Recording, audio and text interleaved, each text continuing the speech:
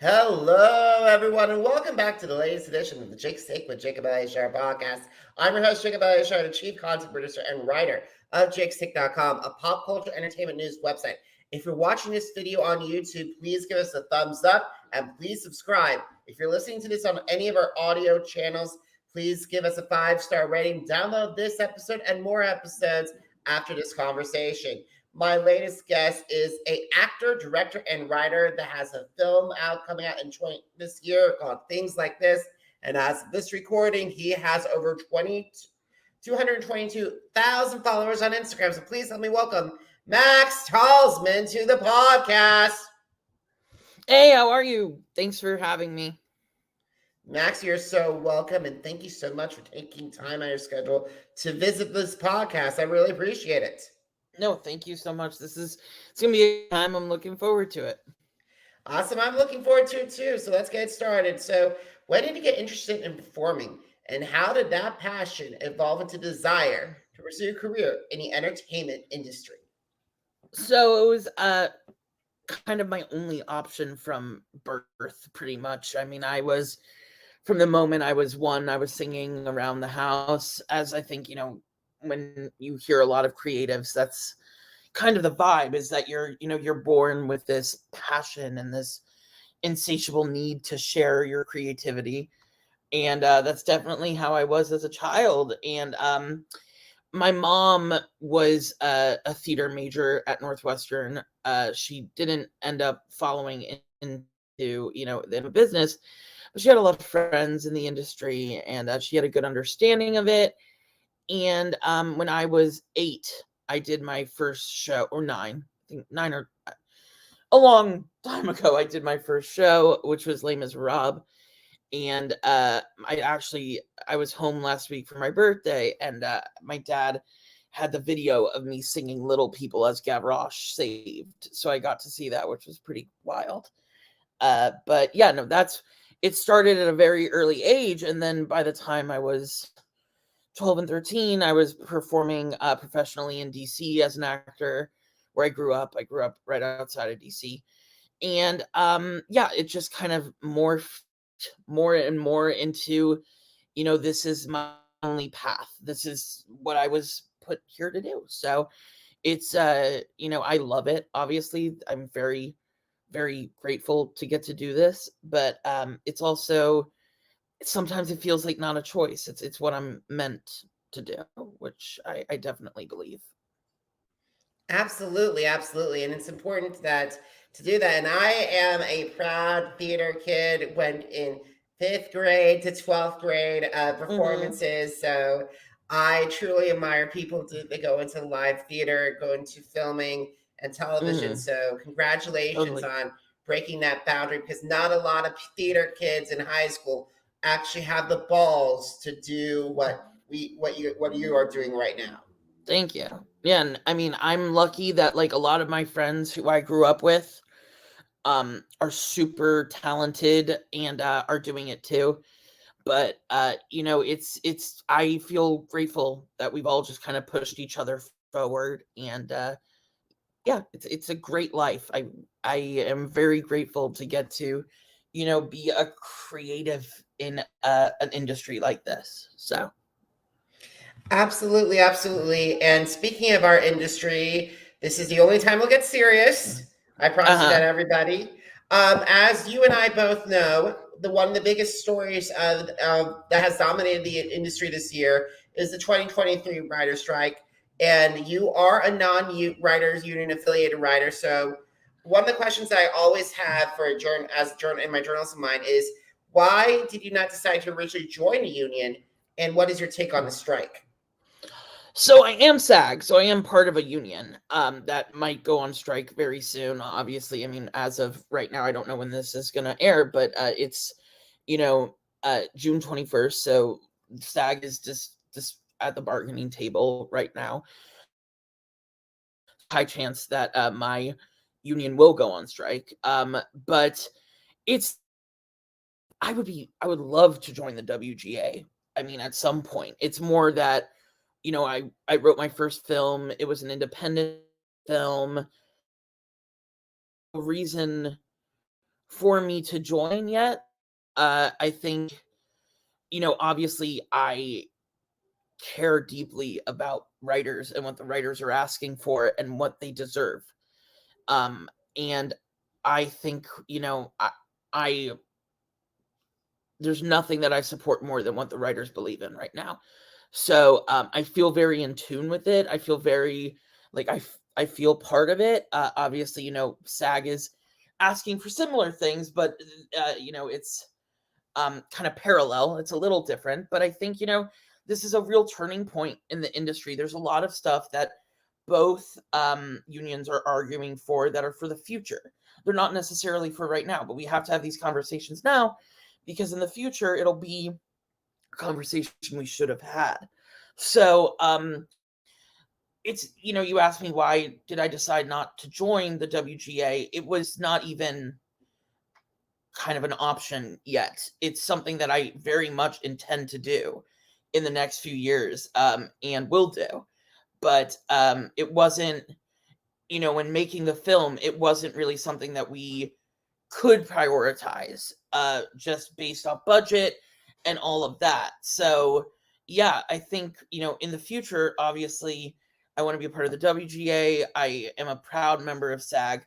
I think unions are extremely important to our industry and all industries in, the United States and beyond. But it's I think we're seeing the power of what a union can do right now.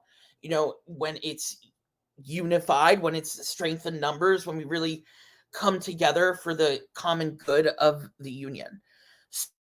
So yeah, it's a type of thing where I'm not WGA yet, but I very much consider myself part of this fight and standing up for what I think a majority of people in the industry and beyond can see as fair and right. So yeah.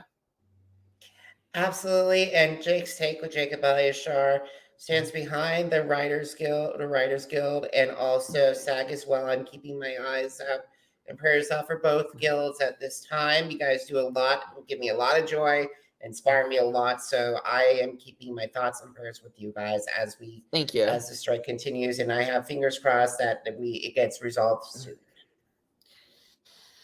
I think we all do. I mean, this industry is clear. It's at a now for a lot of people, and it's people are working, and it's a frustrating time for people all over our industry and beyond. So I also hope that it's sorted out soon and fairly. Absolutely, absolutely. So besides a strike that is dominating, what are some of the other challenges and potential one for Zach? What are some of the challenges that you face breaking into the entertainment industry, and how have you overcome those obstacles? I think there's so many obstacles in this industry specifically. As a plus-sized queer gay person, it's not an easy sell to a lot of people, for me to be a leading man, which is why I wrote my own material. But I was lucky enough that I even worked, to be honest, and got to work on some amazing projects. And I say I'm lucky enough because this industry has stigmas against all of those things. And all of the things that I represent as an actor and creator and everything. So I feel blessed that I get to have a voice in this industry, and that I get to continue fighting for other people who are not quote unquote the perfect idea of what this industry has thought is a standard for so many years. I think people have seen it start to shift a little bit. I think we have so much further to go, so much. But yeah, there's a lot that I've had to kind of, face and always move forward with. Absolutely. We always have to move forward with it, Max. It's very important that we do move forward. And it's Sorry, definitely I cut challenge. out. I missed. Uh, I cut out for oh, a no sec. Am problem. I back? All You right, are cool. back. You are back. I was just Good, saying good, good. it's going to be Okay, perfect. I gotta say, I'm also plus size as well. I'm trying to get in shape. It's like my kryptonite is sweets and ours is sweets. So I totally understand as well because it's definitely hard being heavy set in the industry. Yeah, no, it definitely is. I think you have sort of the cards stacked against you. Recently, I've been, exploring um representation and trying to find managers or interviewing managers, interviewing with just different people in the industry. And it's definitely prevalent that like there are people who see a picture of me and probably don't even look at my resume or read my materials because when they see a plus size face, come across their screen, they're thinking, I don't think I can monetize this. I don't think I can turn this into profit for me. Also not just being a plus size person, but also being a gay man. I think that also adds to the fact that it's easier across this industry. It's always easier for people to say no than say yes. That's just how it is. They would rather say no to everything. They'd rather keep their day easy, keep doing sure things, and not take risks. And I think we've seen in the industry that the real things that pay off are when risks work, and they work a lot because the people who you're risking on are really creative people and they have really amazing things to say. So I'm proud to get to work with, the people I do. I feel very grateful to have a good team. I hope to continue to add to that team with people who believe, that what matters the most is good stories and talent. And I'm a fighter. I like to persevere. I mean, that's who I am. So I'm not someone who gets knocked down. I just get right back up. That's always who I've been. So I think that's another thing in this industry. I don't let myself ever get down. It's not worth it. So just get back up, start swinging. Absolutely, absolutely. We have to keep on swinging. First of all, it's so weird that image is everything and not the quality of your Hmm. conversation. What you bring to the table is just a shot. It's just in a shot. It's just a shot at. But Yeah. also, I gotta add. But I also gotta add that it's very important. Like it's not just act. It's not just like actors as well as screenwriters or directors or producers, Hmm. even podcasters. Because sometimes I've had a lot of people say that have come on the podcast that have said no, we can't come on the podcast, and it just says like it's been. And sometimes I've had those grass is greener on the other side moments. Sure. But that's I the think worst it's part. yeah, it's not just about bias in our industry, it's about bias at large. And just, how I think a lot of this isn't just an American issue, it's a world issue, of people just, judging on a first glance, just looking at someone and saying, this is how they're defined. People are nuanced, people are fascinating, everyone is extremely different. And I think when we start to, just look at someone and feel like we can categorize them, then we're missing the whole point of humanity. Absolutely. And humanity has various shades and various ideas and everything. And like once we lose our identity or humanity for like 15 set fit for a 15-second flash in a pan, we Hmm. lost a heavy battle. Yeah, completely agree. Okay, so let's talk about something positive, shall we? Would love it. Let's do it. All right, so let's talk about things like this. Where did you get your idea for the film? I got my idea for the film just dating in New York City. I lived in New York for most of the last 10 years. I moved to LA like 3 years ago. So I've been here for a bit, but when I was in New York, I was just kind of, living my best young life and enjoying myself, but also dealing with the facts of being a young person dating, which is that it's actually very terrifying and that we have a lot of trauma and we have a lot of anxiety. And I didn't really see that addressed in film in the way I needed it, or the way that I felt seen. I mean, especially obviously as a gay person, it just didn't exist. So once again, I'm just like, let me see if I can write it myself. I was working at the time on a TV show with the producer who I still work with, Buzz Koenig, who is an incredible person. And I used to do these readings for every time I would write an episode for that. And I wrote the first draft, Zach's the Tract, which became Things Like This. So I, invited him. I invited some people, some friends of mine, actors, to read. And right away, he was like, this has potential. This is great. I will say that even though he said it has potential and it's great, only one scene remained from the original to now. But the heart is still the same. And the stories are very much mine. And it's not based on any truth or anything directly. Like, I didn't use any stories from my dating life to put in there. It's more the feeling and how I felt going through my life in New York. And I will say though, over the last, I've been in a relationship for 2.5 years now. We filmed the movie a little more than a year ago now. So being in that relationship though, and being with a person who, I'm very much in love with, and I feel loved every day, that taught me more about this film than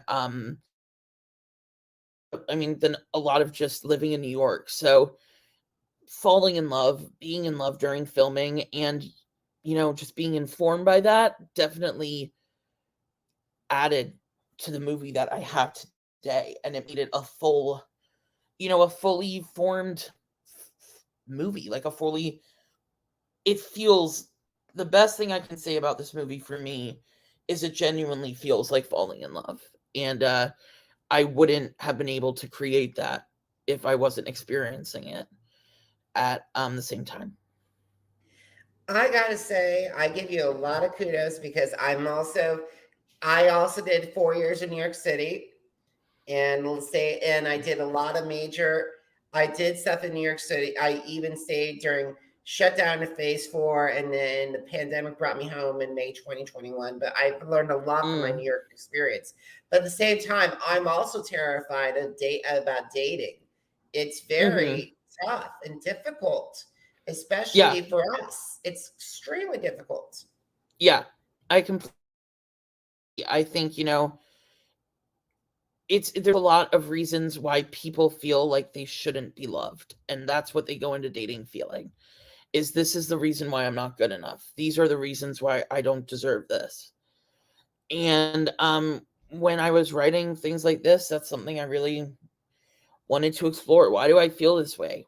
Why do I feel like I don't deserve this? Why am I so nervous? Why am I so scared to fall in love? Why am I so sure that it's going to end with just horrible sadness? And it's interesting because when I first started falling for my boyfriend, one of my best friends was also falling in love at the same time, but we were both very, very scared, like very, very terrified.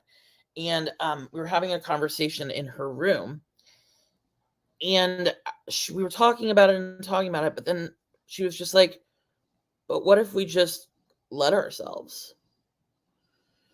And that was it. That was the end of the conversation, because all of a sudden, instead of just over analyzing every part of what could go wrong, what could, hurt me, what could end in me just being broken, was gone. What if I just let myself try for once without preconceived notions, without, overthinking, over analyzing everything? It opened the door for me. And that's what I wanted to bring to Things Like This, was this feeling of like, there's this horrible fear of falling in love that I think is universal, because we are so scared of being hurt. But when you let go of that, what does that allow? Like, it's that's really what the basis of the film was. I think you spoke a lot of truth, and yes, I'm going to have to use that advice for as I reapproach this. So thank you, Yeah, Max. of course. Yeah. Okay, I gotta say, you got a really good all-star group of actors that want to sign on board for this project.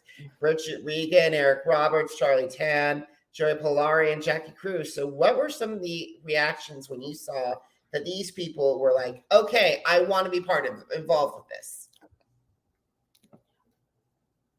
Shock, honor. I mean, like, very, very grateful. Just they're all so talented and working. I mean, like, it sounds cliche, but like working with them was absolutely a dream. These are people who I've wanted to work with for years. I'm lucky that Charlie and I are friends. Charlie and I are friends, so we were able to, reconnect. We did Super Dark Times together years ago, and through this, he was the first person I ever sent the script to, and he, has been following being a part of this project for years. So I was just very, very grateful that it worked out timing wise, that he was able to be a part of the project. And Cara Buono, I memean, she's incredibly talented. She came in one day and completely just owned every scene. And Jackie Cruz is a marvel. Like, she had twins 30 days before she stepped on set.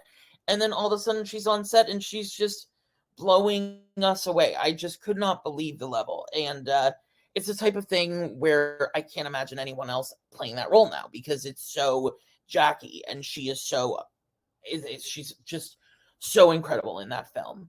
Joey had actually been originally attached to another project that I was working on, but when we were starting to rev up to go, I reached out and I was like, Joey, like, please just take a look at this. Like, just let me know if this is something you would be interested in. And luckily we had, a friendship, and we were able to just talk, and we built an incredible chemistry with each other. And I remember Joey said when we were because we would, during, pre-production, we would Zoom once in a while just to try to, even to build that chemistry more and more and more. But Joey said, like, he was like, I'm so confident in the chemistry we have, and that's what's going to sell this film. So if we can get that right, it's going to be great.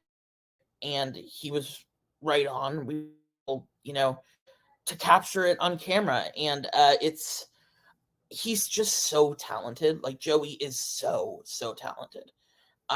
His future is just, sky's the limit. So I am so grateful that he was in this, and lucky that we're friends. I feel grateful to know him.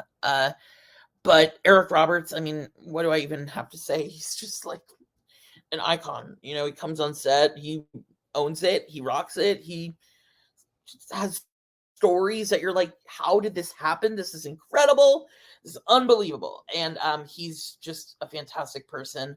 Also, I love his wife, Eliza. She's an amazing human being. So want to shout her out because she's such a special person. And Bridget Regan she came on set, and just like, I had almost, the only notes I had for her were, please do that again. Let me watch that again, because it is so good. And I didn't want it to end. I want to work with her again and again and again, because she blew me away. And she is just the most professional, lovely, and hardworking person. And I love working with actors who love acting, because what we get to do is such a special, unique, cool thing. And as a director actor, my favorite actors to work with are the people who are just like, this is the coolest job in the world, because it is. And we are so lucky. But I'm the luckiest to get to work with actors like that, because they just make my job a joy and completely stress-free. Alrighty, so I gotta say that's a wonderful thing about this group, and I could definitely see that this film is going to be a very, very special film. Thank you. I'm excited. I'm just so excited for people to finally get to see it. Alrighty. So let's talk about social media. And I gotta say, you and your team did a wonderful job going to 222,000 Instagram followers. I'm like, holy guacamole, that those are social media goals. Yeah, I mean, I'm gonna be honest. I love Instagram. It's my favorite social media. It's very cool. It's the most artistic, the most creative. It's dope. And so getting to connect with people on that app out of all of them is very very exciting and special. And just yeah, I love getting to see people who also create stuff and who are also passionate about I'm doing for. So it's very cool to get to connect with people who feel seen by that. And that's amazing. That's amazing. Like I can do social media, I can do stories, like, but not like creative stories. Like I'll just do like a self promo piece or like a photo Mm-hmm. piece, add some music around it, and maybe, and of course, a link. Thank God for that. Now all they Mm-hmm. got to do is just put a hyperlink in their posts. Allows to do a Yeah, hyperlink in that's when we true. post. That would be much. That would be the best way to Meta. If you're listening, please add a hyperlink to the post. Yeah, it's interesting. Instagram's made these improvements over the years that make it easier to connect and connect with people. So I wouldn't be surprised if that is one of the next improvements to come out very soon.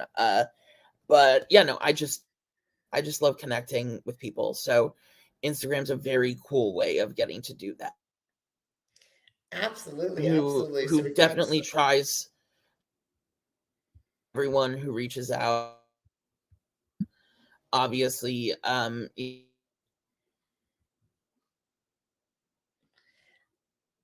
connecting with the people who once again appreciate what we're working on. And yeah, it's anyone who ever wants to reach out to me, social media, Instagram, go for it, because more than likely I will connect. absolutely. We'll connect afterwards. I can tell you that much.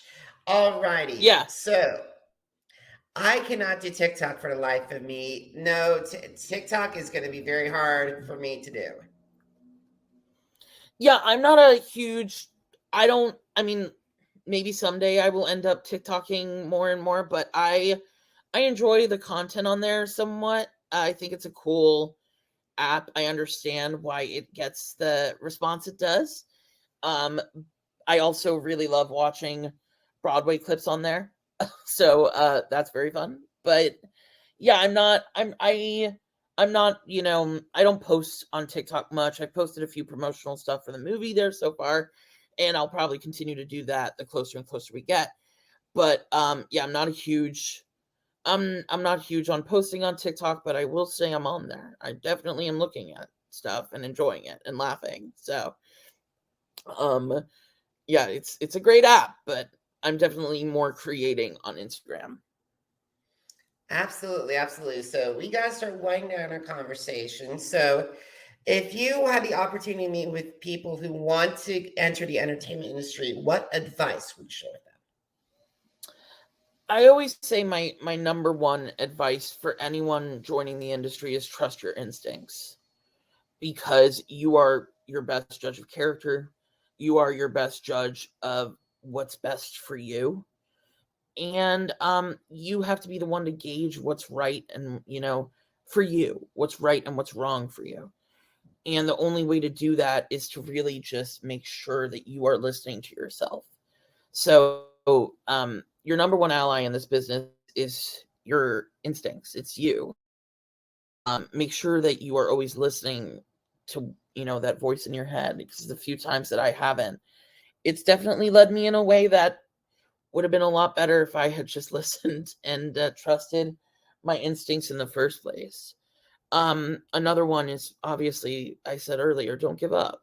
Don't. Like, I really believe there's space in this industry for people who are passionate and creative and, dynamic and all different kinds of humans. So keep going. There's people, there's producers, there's, companies who want to listen, who want to create with you. And, ever since we started this movie, Buzz Koenig, once again, the producer, he's always said, our film will find its family. And I have always stuck with that.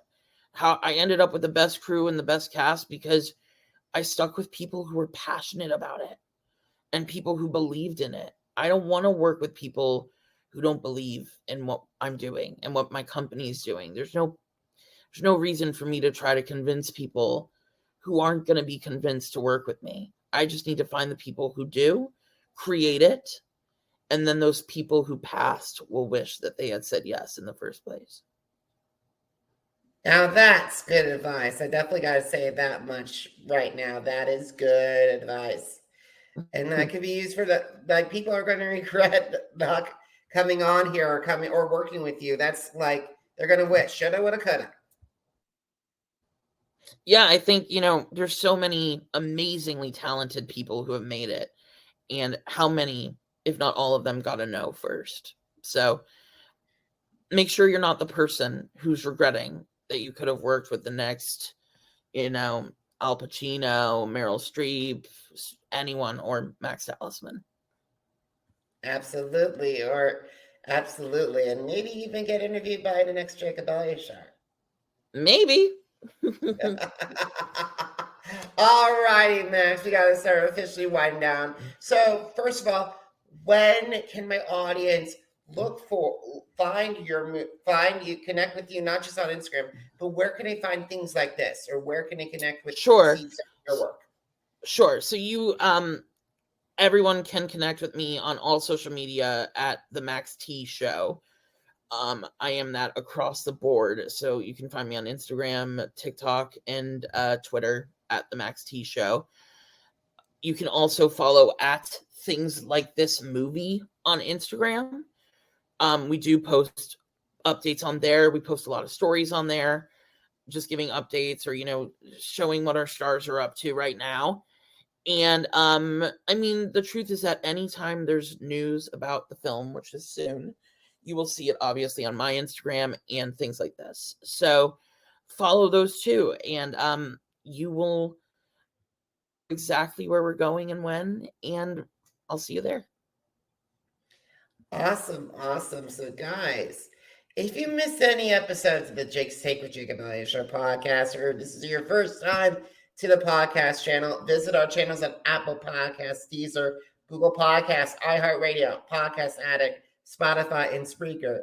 It's the Jake's Take with Jacob Elyachar, JACOBELYACHAR. Now, are you on social media? Because I'm on social media too.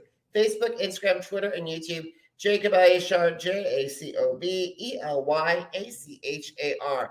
And guys, in August, jakes-shake.com, the blog that started it all, is turning 12 years old. So go look for my music reviews. If you missed a couple of seasons of Masked Singer, go check that out. Want to know what's going on with America's Got Talent? Visit jakes-shake.com. Max, thank you so much for visiting my podcast today. I really appreciate it. I really wish you and the entire cast of crew of Things Like This the very best as this film continues to roll out. Thank you so much. It was great to talk to you, and I can't wait to share more. Thank you. You're so welcome, guys. Thank you so much for watching. Thank you so much for listening. Until next time, have a great one, everybody. Goodbye.